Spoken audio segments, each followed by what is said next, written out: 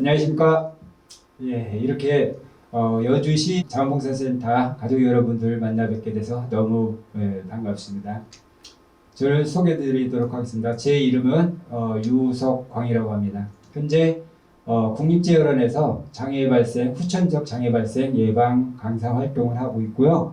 국가인권위원회에서 인권, 한국장애인 고용공단에서 직장 내 장애인식 개선 강사 활동을 하고 있습니다. 현재 이제 S워크라는 인쇄출판사 경기미디어협동조합 이사장을 하고 있습니다. 저는 후천적 장애고요. 장애를 입은 지 대략 한 14년 정도 됐습니다. 장애를 입고 나서 처음에는 많은 부분의 생활 부분에서 포기를 해야 될 것이라고 많이 생각을 했었고요. 그리고 좌절도 많이 했었고요. 일정한 암울한 시기라고 할까요? 이런 부분을 지나고 나니까 오히려 더 많은 활동을 하게 됐고요. 오히려 저희 집사람이 제가 다치기 전에 이만큼 활동을 했으면 빌딩 몇 개는 세웠을 거라고 이런 얘기를 하더라고요. 그래서 아마 제가 TV에도 아마 여러 차례 출연을 한 적이 있어요. 출연을 해서 제가 겪은 후천적 장애 예방을 위해서 여러 가지 활동을 하고 있고요. 저는 제 직업 중에 또 가장 소중하게 생각하고 있는 게 하나가 있어요. 여기 여주에도 아마 있을 거예요. 제가 활동하고 있는 직업 중에 하나는 마을 대표 이장입니다. 이 휠체어를 탄 1급 중증 장애인으로서는 아마 전국 최초 이장님이 아닐까 이렇게 생각을 합니다. 전에는 마을 주민들이 휠체어를 탄 장애인들이 이런 활동을 할 수 있을 거라고는 생각을 못했죠. 하지만 요즘엔 시스템이 장애인들에 대한 접근성, 접근권, 또 이동권 이런 부분들이 많이 개선되다 보니까 장애인들도 여러 각 분야에서 활동할 수 있는 폭이 많이 넓어졌어요. 전에는 이장이라는 이 직책이 사실은 마을을 위해서 봉사하는 부분이지만 국회의원이나 대통령 이렇게 높은 직책은 아니에요. 하지만 우리 주민들, 우리 일상생활 속에서 함께하는 아주 소중한 이런 일이라고 저는 생각을 하고요. 이장 임기가 2년인데요. 제가 3선까지 성공을 해서요. 지금 6년째 마을 이장으로 활동을 하고 있어요. 제가 이제 소중하게 생각하고 있는 일 중에 하나가 이 장애 예방이에요. 장애를 100% 다 예방할 수는 없지만 후천적으로 다가올 수 있는 이런 장애를 예방하는 것이 가장 중요하다고 생각을 하고요. 제가 일을 하고 있는 또 국립재활원이라는 곳이고요. 가운데 재활병원이 있고 또 재활공학연구소 그리고 체험관, 일명 나래관이라고 하고요. 교육행정동에 있는데 제가 일을 하는 곳이 교육행정동이에요. 이 국립재활원은 우리나라에 단 하나밖에 없는 국가재활기관이고요. 전국에 있는 보건소나 아니면 시교육기관하고 연계돼서 후천적 장애 예방을 위한 많은 활동을 하고 있습니다. 그리고 나중에 기회가 되신다면 단체로 국립재활원에 의뢰를 하게 되면 여기서 장애에 대한 무료 체험 교육을 다 할 수 있고요. 예전에는 장애인들 이 휠체어를 타거나 거동이 불편한 장애인들은 운전을 할 수 없을 거라고 생각을 했었고요. 저 또한 다치는 순간 운전을 할 수 있을 것이라고 생각을 하지도 못했었어요. 하지만 국립재활원에서는 장애인들 거의 대부분의 많은 유형의 장애인들이 운전을 할 수 있어요. 왜냐하면 운전의 중요한 게 뭐냐면 현장을 어디를 가든지 갈 수 있어야 내가 하고 싶은 걸 할 수 있고 또 자유로운 이런 부분들을 여행도 할 수 있고요. 이런 이 생활 영역에서 많은 부분을 누릴 수 있는 중요한 것이 운전인데요. 전국 어디서든지 장애인이 운전을 배우고 싶다. 국립재활원에 문의를 하게 되면 국립재활원에서 차를 가지고 여주뿐만 아니라 전국 부산까지도 차를 가지고 현장 찾아가는 서비스를 해서 현장 교육을 하고 있습니다. 만약에 여주에서도 주변에 운전을 배우고 싶은 장애인이 있는데 이 여건상 어려운 부분이 있어서 도전해보지 못한 사람이 있다면 국립자연에 한번 문을 두들겨서 의뢰를 하면 운전을 충분히 배울 수 있고 또 할 수 있을 것이라고 생각을 합니다. 여기 이 친구는 유치원생이에요. 어머니하고 같이 자동차를 타고 가다가 사고가 났는데 처음에 분명히 출발 전에는 안전벨트 되게 중요하죠. 요즘에는 TV, 매스컴, 드라마, 영화에도 꼭 안전벨트는 착용하는 이 영상이 방영되게 돼 있어요. 그렇지 않으면 이 심의위원회에서 이 지적을 받는다고 하더라고요. 그래서 생활하는 데 있는데 분명히 이 친구 출발 전에 안전벨트 맨 걸 어머님이 확인하고 출발을 했어요. 근데 사고 났을 때 이 친구만 다친 거예요. 왜 그러냐면 중간에 답답하다고 안전벨트 풀렀어요. 안전벨트는 출발 전에 반드시 매고 안전한 목적지에 도착했을 때 풀르도록 생활화하고 이런 부분에 우리 아이들한테 항상 이야기해 줬으면 좋겠어요. 그리고 이 친구는 집이 3층인데 3층에서 계단을 막 뛰어내려가다가 안타깝게도 계단에서 걸렸습니다. 이 자원봉사센터 가족 여러분, 봉사자 여러분들도 아마 외부 활동하실 때 끈이 달린 운동화를 신는 경우가 많이 있을 거예요. 근데 뛰거나 하다가 운동화 끈을 밟고 넘어져 본 경험 아마 거의 대부분 한 몇 번쯤 다 있으리라고 생각을 합니다. 초등학교 한 5, 6학년 되면 거의 대부분 90% 이상이 다 경험이 있더라고요. 그래서 계단에서 끈을 밟고 넘어지는 바람에 이렇게 이 친구는 척수라는 우리 뇌하고 바로 연결된 뼈가 있죠. 밑으로 척추, 꼬리뼈까지 그 안에 척추가 있는데 척추 안에는 우리 손가락마디 두께의 척수라는 신경이 있어요. 이 두 친구는 그 신경을 다쳐서 치료를 받게 됐고요. 이 친구는 학교 놀이터 중학생인데요. 학교 놀이터에 보면 혹시 구름사다리라고 혹시 아나요? 구름사다리에 위에 올라가 있다가 뒤에서 친구가 부른 거예요. 지영아 하고 불렀을 때 고개 돌리다가 균형 잃고 떨어졌어요. 그래서 안타깝게도 떨어질 때 머리부터 떨어졌어요. 근데 머리 안에 소중한 뭐가 있을까요? 뇌가 있잖아요. 그 뇌를 다쳐서 치료를 받고 있는 모습인데요. 이 세 친구가 모두가 다 아마 평생은 이런 휠체어를 타고 있는 모습 보이죠? 휠체어를 타야만 할 가능성이 제일 높아요.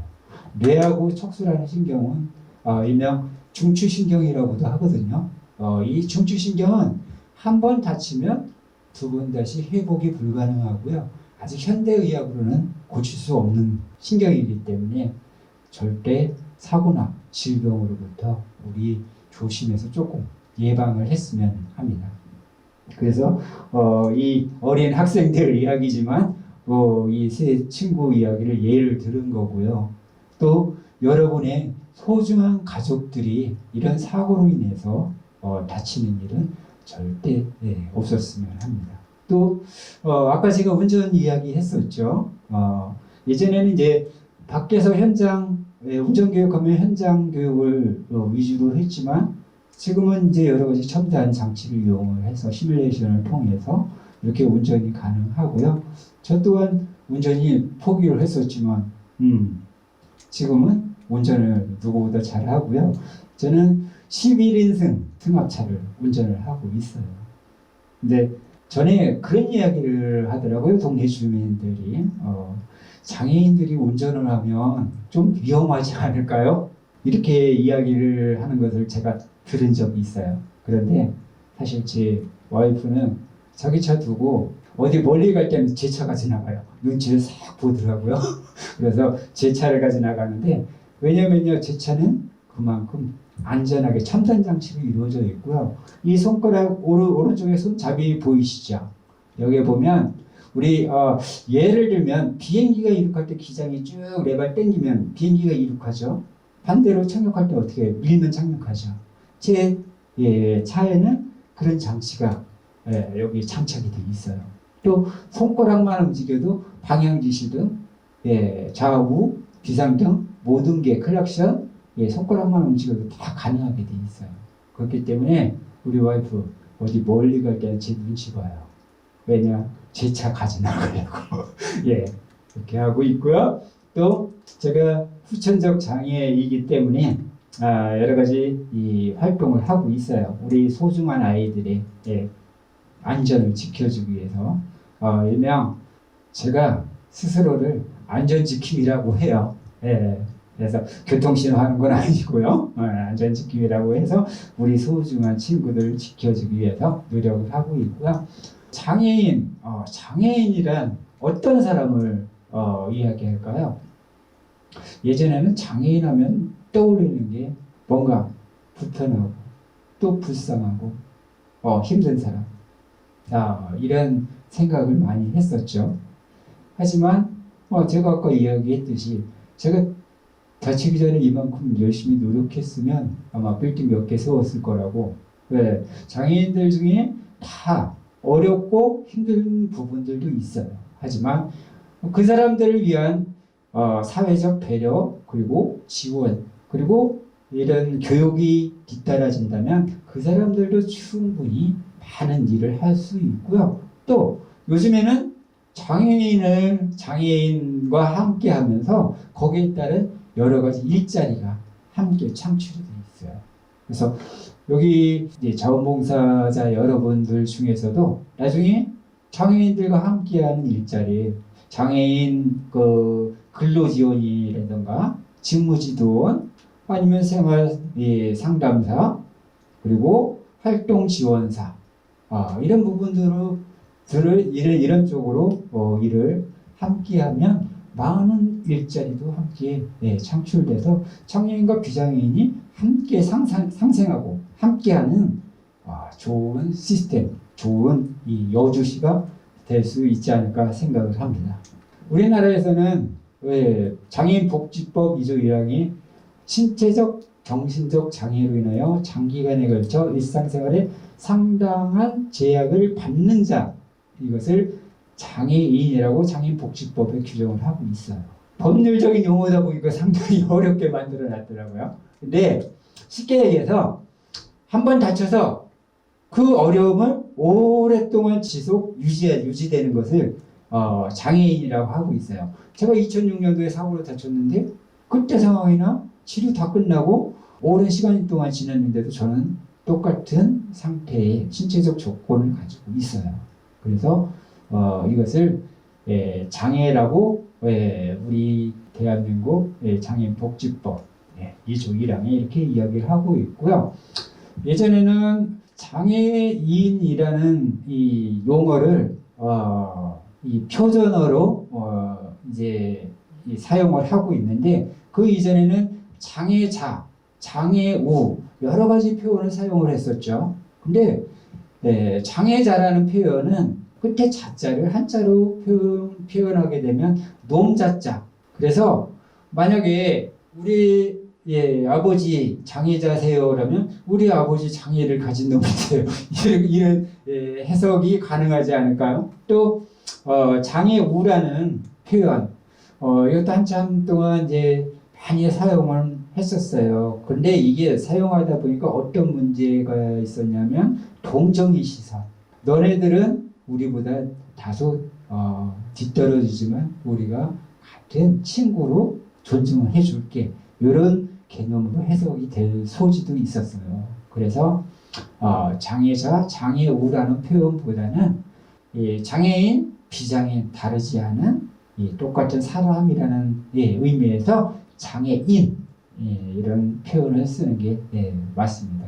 그리고 예전에는 장애인의 반대 장애인 말 이외의 사람, 장애를 가지지 않은 사람을 표현을 할 때 일반인, 정상인 이런 표현을 많이 썼어요. 지금도 많이 써요. 저분은 장애를 가졌는데도 장애인이신데도 되게 열심히 생활을 하셔요.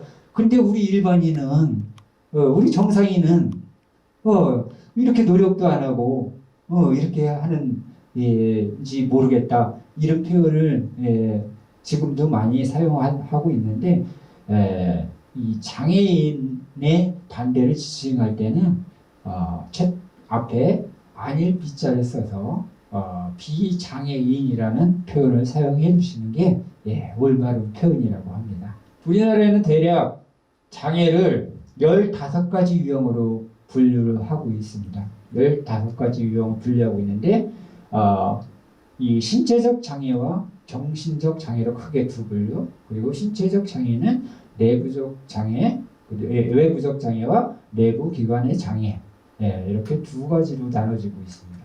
그래서 여기에 보면 위에 이렇게 6가지 보이시죠? 지체장애, 뇌병변, 시각, 청각, 그리고 언어장애, 안면장애. 이것은 외부적 장애라고 해서 우리가 조금만 관심을 가지면 이분들이 어떤 장애를 가지고 있구나라는 것을 쉽게 알 수가 있어요. 근데 반면 내부 기관 장애라는 것이 있는데 이 공통점이 있죠. 우리가 눈으로 직접 확인할 수 없는 우리 내부 기관, 심장도 있을 것이고 신장도 있을 것이고 그리고 폐, 호흡기 여러 가지 이 장애 유형을 구분을 하고 있어요. 근데 이 내부 기관의 장애는 그렇게 유형 분류가 되지는 오래되지는 않았고요. 이제 정신적 장애에 보면 지적 장애, 자폐성 장애, 정신 장애 이렇게 3가지로 구분하고 있어요. 그래서 지적 장애하고 자폐성 장애는 아마 여러분이 들어보셨을 가능성이 높은데 일명 발달 장애라고 많이 들어보셨죠? 이 발달 장애라고 해서 이 지적하고 자폐성 장애를 구분을 하고 있어요.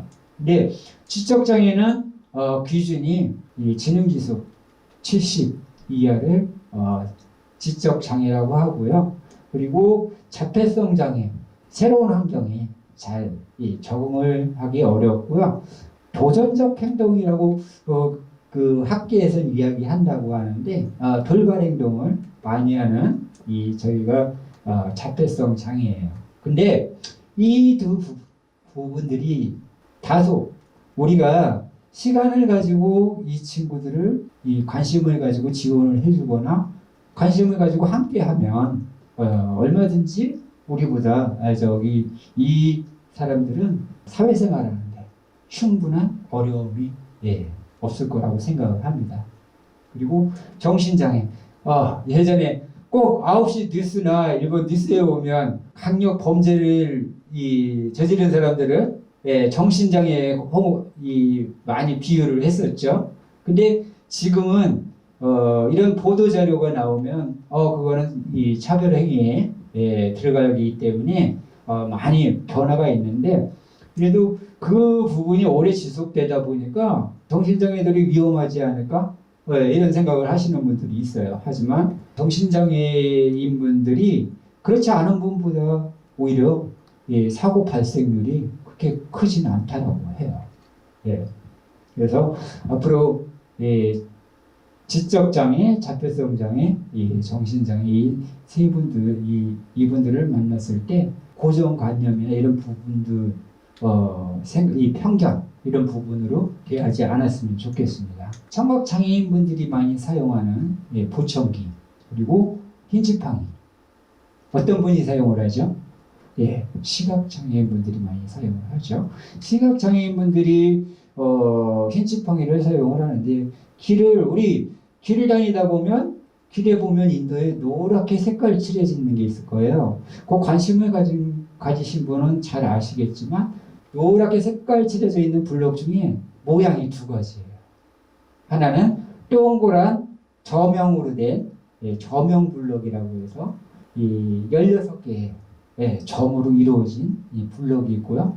또 하나는 4개의 긴 막대기 모양으로 되어 있는 유도 블록이 있어요. 그래서 이 2가지는 기능이 차이가 있어요. 막대기 모양으로 되어 있는 것은 가는 방향을 안내하게 되어 있고요. 이 가는 방향을 안내하다가 새로운 환경, 왼쪽으로 꺾거나 오른쪽으로 꺾거나 아니면 길이 막히거나 이런 부분이 있을 때 동그란 저명 블록으로 표시하게 되어 있어요. 그래서 위험한 이 환경이 바뀌기 30cm 이전에 우리 엘리베이터 전이나 아니면 계단 앞에나 이런 데 보면 이런 이 노란 이 저면 블록을 많이 보실 수 있을 거예요. 근데 나중에 우리 자원봉사 가족 여러분들 길을 다니다가 이 유도 블록 있죠? 이 방향이 위험한 방향을 가르치고 있는 게 아직까지도 많아요. 여주에도 적지 않게 있을 거라고 생각은 해요. 해마다 공사를 해도 그게 발견이 되더라고요. 여러분이 빨리 이런 부분을 발견했을 때 자원봉사센터나 아니면 없는 동성소 기관에 이야기해서 방향이 잘못됐으니까 이거 좀 고쳐달라 이렇게 요청을 했으면 좋겠어요. 시각장애인들은 그거 유도블록을 보고 지나가는데 그처럼 한복판을 지나가봐요. 사고 나면 이 생명까지 위협에 처할 수 있고요. 이건 휠체어죠. 제가 타고 있는 휠체어하고 똑같은데 이건 거동이 불편하신 보행이 어려우신 분들 이런 분들이 사용을 하죠. 근데 혹시 느끼셨나요? 요 세 가지 중에 공통점이 하나가 있어요. 기에 사용하는 것은 청각장애인 분들이 사용하죠. 스틱은 시각장애인. 이건 또 누가 사용해요? 이 지체장애인 분들. 근데 이 세 가지는 그 유형별 장애인에게는 없어서는 안 돼. 꼭 소중한 몸과 같은 소중한 존재예요. 그냥 단순한 기구라고 생각하지 마시고 그분들한테 소중한 거기 때문에 이것을 만지거나 옮길 때는 그분들한테 이야기를 해서 옮겨도 될까요? 아니면 또 우리 어린 친구들은 만져보고 싶기도 하고 그렇잖아요. 그죠? 여기 있는 스님도 강사도 휠체어 타고 있지만 어린 친구들이 만져보고 싶어 하는 건 많이 만지라고 해요. 하지만 물어보고 이렇게 했으면 좋겠고요. 아까 지적장애, 자폐성 장애 이야기가 많이 나왔는데 요즘에 통합학교를 운영을 하잖아요. 그래서 장애를 가진 학생들이 비장애 학생들하고 같이 학교 생활을 합니다. 근데 처음에 시작할 때만 해도 장애인들은 슬픈 걸 지적장애나 자폐성 장애 이런 친구 정신장애 이분들이 슬픈 거나 기분 이런 부분들을 못 느끼지 않나 이런 편견을 잘못된 생각을 가지고 있는 적도 있었는데요. 이분들도 우리랑 학습이나 이런 행동에 좀 느린 부분이 있지만 똑같은 사람이에요.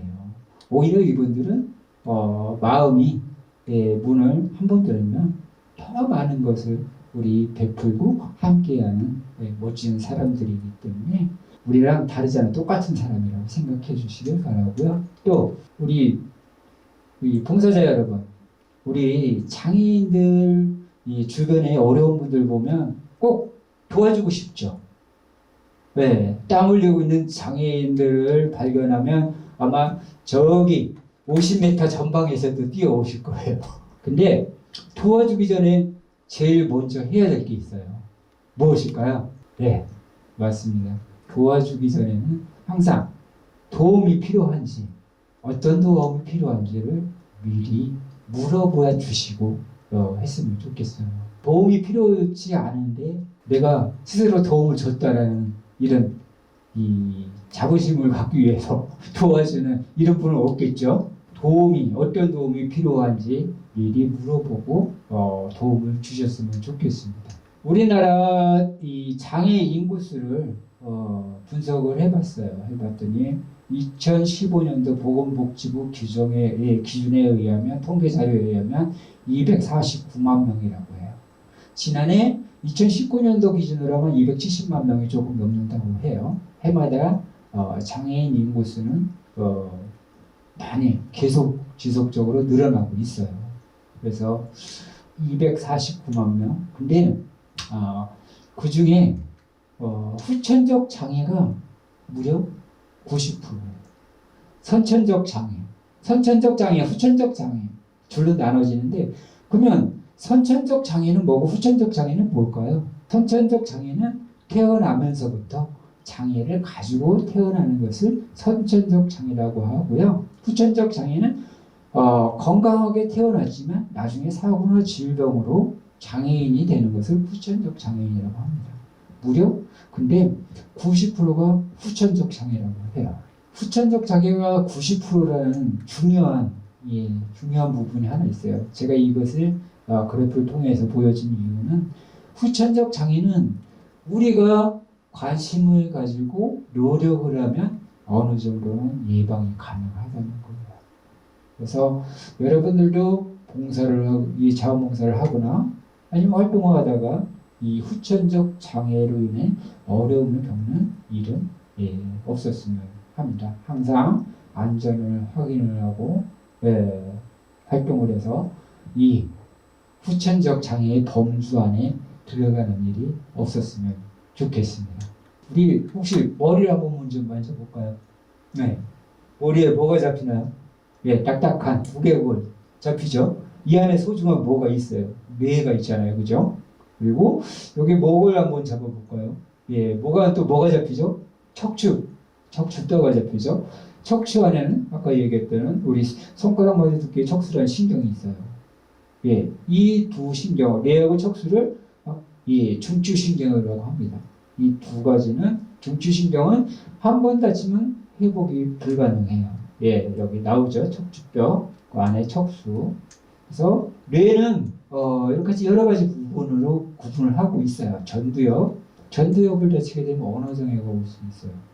우리 사고가 나면 항상 앞이 캄캄할 때 이 드라마에 보면 쓰러지실 때 어디 자꾸 쓰러지셔요? TV에 여기 자꾸 쓰러지시죠? 그게 후두요. 그죠? 시각 앞이 깜깜하잖아요. 시각 장애가 올 수 있어요. 그리고 가다가 넘어지고 하시는 분들 이 손에 몸의 균형 감각을 관장을 한다라고 해요. 근데 이것들이 이 기능들이 모든 게 다 어디를 통해서 우리 몸으로 가느냐?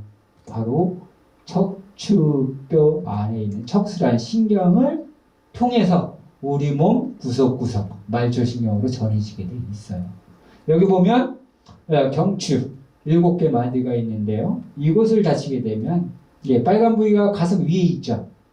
그러다 보니까 여기 빨간 목 아래 팔까지 다 사지마비, 팔다리 다 마비가 오고요. 우리 몸 안에 있는 장 기능까지도 일부 마비가 오기 때문에 예전에 아마 우리 영화 중에 슈퍼맨 모르시는 분 없으시죠? 슈퍼맨 주인공이 누구예요? 크리스토퍼 리브라는 사람이 있습니다. 그 사람이 슈퍼맨 주인공인데 그분이 말을 타다가 낙마를 해서 떨어져서 다친 부위가 경수예요. 그분이 장애인들 이 후천적 장애 예방을 위해서 많은 활동을 하다가 돌아가셨어요. 근데 많은 업적을 또 장애인들과 사고 예방에서 활동을 하셨다고 하고요. 이 파란 부위는 가슴 아래 12개의 마디가 있어요. 흉수라고 하는데요. 이것을 다치면 가슴 아래에 마비가 옵니다. 그리고 이 노란 부위는 5개 마디가 있어요. 요수라고 하는데 그렇게 되면 여기는 보행이 어려움, 배꼽 안에 이런 부분을 겪게 되는데요. 빨갛게 색을 칠해져 있죠. 근데 저는 팔을 사용하잖아요. 그러니까 일단은 이 경수 손상은 아닌 걸로 보시고요. 근데 배꼽 바로 위에부터 저는 마비가 왔습니다. 그래서 흉수의 12번째 마디하고 요수의 첫 번째, 두 번째 3개의 마디를 다쳐서 배꼽 바로 위부터 아래까지 다 마비가 왔어요. 다리는 꼬집어도 몰라요. 근데 꼬집어도 모를 정도 감각이 없으면 아프지도 않고 좋네요. 이렇게 생각할 수도 있겠지만 나중에 벌레가 물어서요. 그 상처가 조그마한 건데 나중에 커질 때까지 모르고 이 상처가 커질 수도 있어요. 그러니까 항상 많은 조심을 하고 있고요. 그래서 뇌하고 척수 손상의 원인을 분석을 해봤습니다. 그랬더니 손상 원인의 1등 빠지지 않죠. 교통사고 2등 낙상, 추락 3등 오토바이 4등은 뭘까요? 다이빙입니다. 다이빙은 왜 세 가지하고 다른 점이 하나 있어요. 네, 네 가지 않으면 절대 다치지 않는다는 거예요.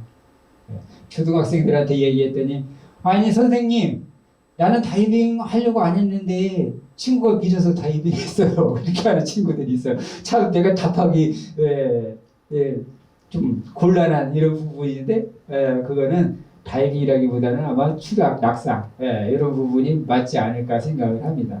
우리 실내 수영장에도 보면 제일 잘 보이는 데에 써 있잖아요. 뛰지 마세요. 다이빙 금지.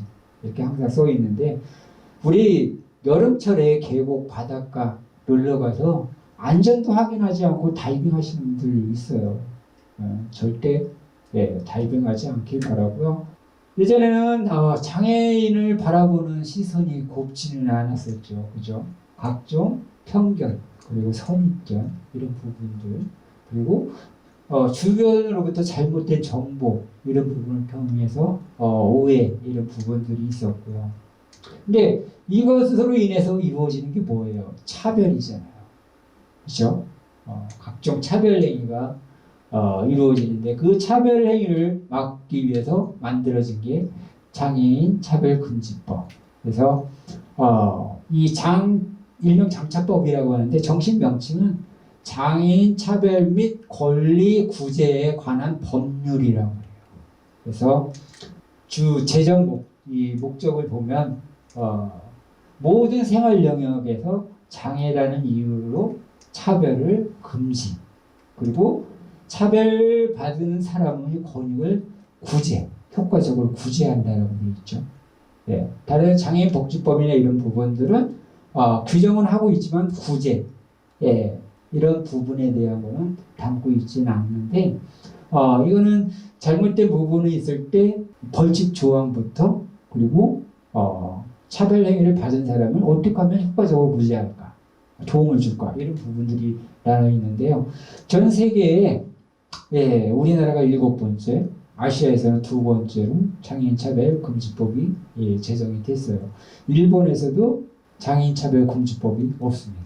우리나라가 먼저 생겨났고요. 많은 법을 만드는 게 중요한 게 아니라 그것을 효과적으로 우리가 얼마만큼 저는 장애인 복지법이나 장애인 차별 금지법이나 편의시설 증진법 이런 게 많이 만들어지는 게 아니라 단 하나의 법이라도 가장 근간이 되는 헌법이 있잖아요. 그거 하나만 잘 지켜줘도 이런 법이 필요가 없다라고 생각을 하는 사람 중에 하나인데요. 스스로를 지킬 수 없는 경우 이것을 만드는 게 이제 법률들이죠. 우리 아동 청소년들이 있잖아요. 아동 청소년 관할 지원법이 있잖아요. 그 친구들이 스스로를 지키는 힘이 약하기 때문에 이런 부분들이 이루어지는데요. 그냥 대한민국 헌법 딱 하나만 잘 지켜줬으면 좋겠습니다. 예전에는 장애인들에 대한 이미지가 시선이 여러 가지 이렇게 되게 많네요. 불행한 그리고 불쌍하고 불편하고 더럽고 무능력 여러 부분들이 있는데요. 제가 맡고 있는 일이 아마 저도 이 자원봉사센터 여기서도 이제 가족봉사단 일원으로 활동을 하고 있고요. 다달이 봉사를 다니고 있어요. 그래서 저는 휠체어를 타고 있죠. 근데 다른 장애인들을 휠체어를 밀어주기 힘들 거라고 생각을 하지만 저는 그만큼 다른 사람의 어려움을 겪는 이 휠체어를 밀어주기 위해서 많이 노력을 했어요. 그래서 혼자서도 웬만한 장애인들 휠체어 다 밀어주고 다른 사람하고 똑같이 봉사를 하고 있어요. 와상장애인이라고 하죠. 그럼 스스로 일어나 앉거나 움직이기 힘든 분들, 이분들 식사 제공이나 산책이나 이런 부분도 제가 봉사를 하고 있습니다. 장애인에 대한 아까 이야기했던 이제 신체적, 정신적 장애 이런 부분 일상생활 또는 사회생활. 예전엔 장애하면 단순히 의학적인 부분만 생각을 했어요. 하지만 저는 여주 자원봉사센터 오는 동안에 제가 장애인이라는 것을 스스로 느끼기가 어려웠어요. 느끼지 못했습니다. 왜냐? 집에서 운전을 해서 이곳까지 와서 여기서 엘리베이터 타고 제가 올라왔어요. 혼자. 다른 사람 도움을 받지 않고. 근데 만약에 여기 엘리베이터가 없었다. 그럼 저 여기까지 못 올라오잖아요. 여기 3층인데. 그러면 제가 장애라는 것을 느낍니다. 이 사회적 환경 이런 부분들이 장애를 만들고 있고요. 이렇게 이 계단이나 이런 부분 장애물이 무서운 게 아니라 주위의 시선, 곱지 않은 시선. 예전에 제가 그 대형 쇼핑 센터에 저는 지금도 매달 한 번 이상 온 가족이 쇼핑을 다닙니다. 근데 그때 한 번 한 할머님이 저한테 조용히 다가오셨어요. 뭐라고 하셨냐면, 아이고 젊은 친구 어쩌다가 이렇게 다쳤어? 제가 이야기했겠죠. 사고로 다쳤습니다 했더니 그 할머님이 하시는 얘기가, 몸도 불편한데 왜 밖에 나왔어? 집에 있지. 이분들은 장애라는 부분들을 예전 불쌍한 개념, 활동한 이런 부분을 생각하시기 때문에 그래요. 감성에만 저기 있기 때문에. 근데 제가 만약에 밖에 못 나고 집에만 있다, 그럼 저는 감옥 생활하는 거 똑같아요. 하지만 저도 지금은 웬만한 쇼핑을 같이 다니고 있고요. 그리고 외부 사회 활동 다 하고 있습니다. 이런 활동이 가능하면 다 장애라는 것을 스스로 느끼지 못하고요. 어린 꼬마애가 열심히 휠체어를 계단으로 밀어주고 있어요. 이게 가능할까요? 근데 예전에는 이런 시설들을 경사로로 만들거나 엘리베이터 이런 부분에서 장애인을 위한 베리어 프리라고 해서 장애인을 위한 시설이라고 했는데, 지금은 개념이 바뀌어서요. 장애인과 비장애인 모두가 함께 이용하는 유니버셜 디자인이라고 하죠. 그런 개념으로 시스템이 많이 바뀌고 있어요. 우리가 계단이나 이런 부분에 경사로를 만들고 이런 부분을 누굴 위해서 만들었을까요? 이렇게 만들어 보면 거의 우리 아이들 90%는 장애인을 위해서 만들었어요. 이렇게 얘기하지만 그건 장애인만 이용하는 게 아니에요. 우리 자전거를 글로 끌고 내려오거나 유모차 글로 내려오기 편하잖아요. 계단으로 유모차 내려와봐요. 얼마나 위험해요. 하지만 이렇게 우리 주변에 많은 사람이 이용할 수 있는 유니버셜 디자인 개념의 이런 시스템이 됐으면 하고요. 그리고 또 혹시 여기 저상버스 아시나요? 많이 보진 못하셨죠, 여주에서. 근데 이 저상버스는 안에 공간이 보면 일반 다른 차하고 많이 달라요. 공간이 넓고 또 차체가 낮아요. 그래서 이 경사로가 나와서 장애인이 들어가서 고정할 수 있게 돼 있는데, 이걸 누구 위해서 저상버스를 운영할까요? 아직까지는 장애인을 위해서 운영합니다. 근데 저는 우리나라 이 장애인을 위한 저상버스 다 폐지하라고 해요. 그냥 100% 저상버스를 만들어서 장애인, 비장애인 구분할 것 없이 누구나 편리하게 이용할 수 있는 이런 시스템을 만들었으면 좋겠어요. 유모차, 젊은 엄마 아기를 데리고 이런 데 지나갈 수 있잖아요. 탈 수 있잖아요. 굳이 유모차를 접어서 아기를 안고 계단 올라갈 수 있을까요? 그러니까 대중교통을 이용을 안 하는 거예요. 에너지 절약 많이 얘기하잖아요. 이런 것부터 고쳐나가면 우리 이 자가용 비율을 충분히 낮출 수 있고요. 에너지 절약 충분히 가능합니다. 안전벨트 꼭 이렇게 착용 잘 해주시기 바라고요. 뒷좌석 특히나 앞좌석은 잘 매요. 근데 뒷좌석 잘 안 매더라고요. 근데 생각해 보세요. 뒷좌석은 더 위험해요.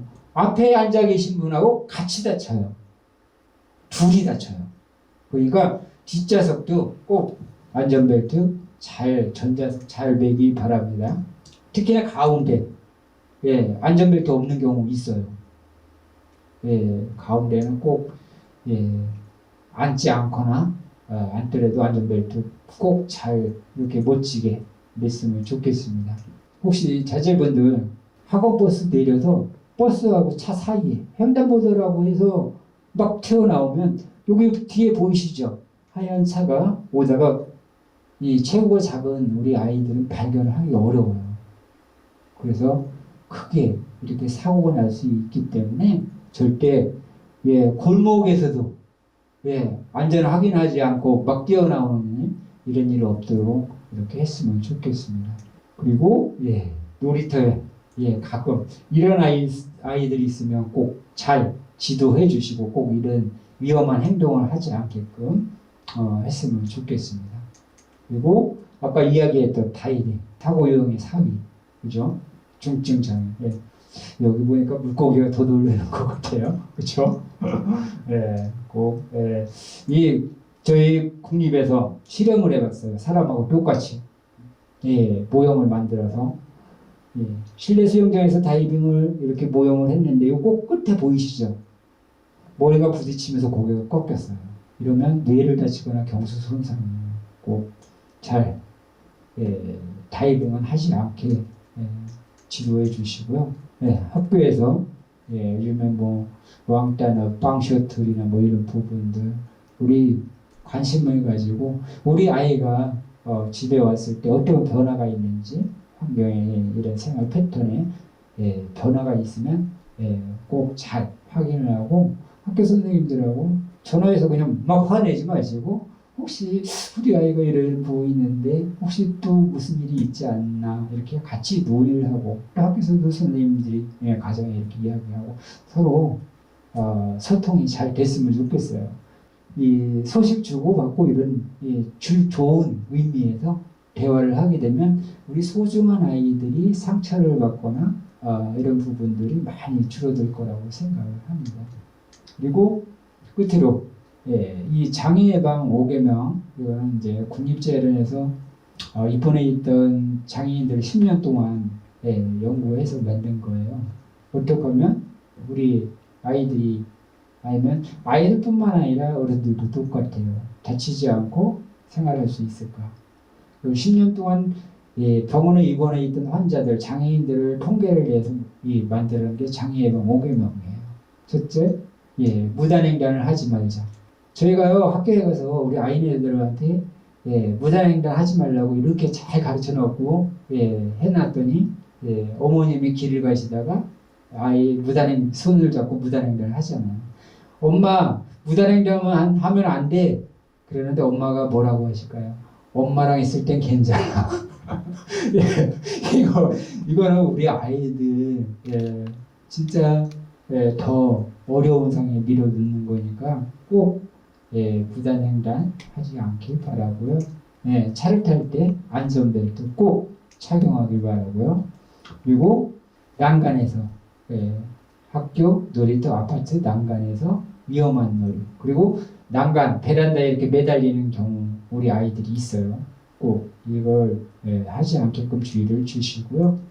그리고 또 다이빙 절대 하지 않게 했으면 좋겠습니다. 그리고 특히나 이제 겨울이잖아요. 또 그러면 오토바이 되게 위험해요. 병원에 입원해 있는 국립에 이제 입원한 20대 초반의 장애인들 왜 다쳤는지 물어보면 절반은 오토바이 사고예요. 절대 오토바이는 가급적이면 타지 않았으면 좋겠습니다. 그래서 이 장애 예방 5개명을 주변에 이웃이 함께 공유를 해서 우리 모두가 후천자, 뇌하고 척수 손상 잊지 않는 이런 부분들이 되었으면 좋겠습니다. 오늘 긴 시간 또 제 이야기 잘 들으셔서 고맙고요. 앞으로 더욱 건강하고 이 행복한 사고를 미리 예방해서 행복한 날을 이어갔으면 좋겠습니다. 감사합니다.